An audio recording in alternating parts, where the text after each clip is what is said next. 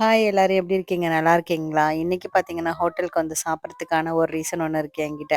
என்னன்னு பார்த்தீங்கன்னாக்கா, ஈஸ்டருக்கான fasting start ஆயிடுச்சு. அதனால சடனா வாங்கி எதுவும் செய்ய முடியல டியூட்டி முடிச்சுட்டு வந்து. அதனால சரி ஹோட்டல்லயே சாப்பிட்டுக்கலாம் அப்படின்னு சொல்லிட்டு, இங்க நம்ம அல்லம்ரா தியேட்டர் இருக்கு இல்லையா? அதுக்கு ஆப்போசிட்ல இருக்கிற கேஹிரல் ரெஸ்டாரண்ட்க்கு தான் வந்திருக்கோம்.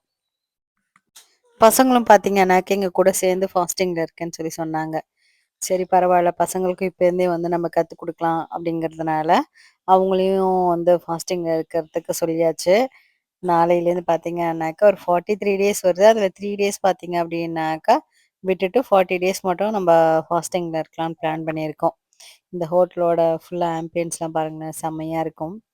இங்க சாப்பிட்டு முடிச்சுட்டு நம்ம ஒரு பெல் பண்ணிட்டு போனோம். அப்ப அந்த ஃபுட்டோட ரிவ்யூ சொல்ற மாரி. இங்க வெளியில என்ன இருக்கு பார்த்தீங்களா? ஃபுல்லா மாங்கா, நெல்லிக்கா, அப்புறம் பைனாப்பிள் எல்லாமே இருக்கு. இப்போ இங்க எப்படி வந்து ஃபாஸ்டிங் வந்து கன்ஃபார்ம் பண்ணாங்க அப்படின்னாக்கா, நம்மளுக்கு பார்த்து சொல்லுவாங்க.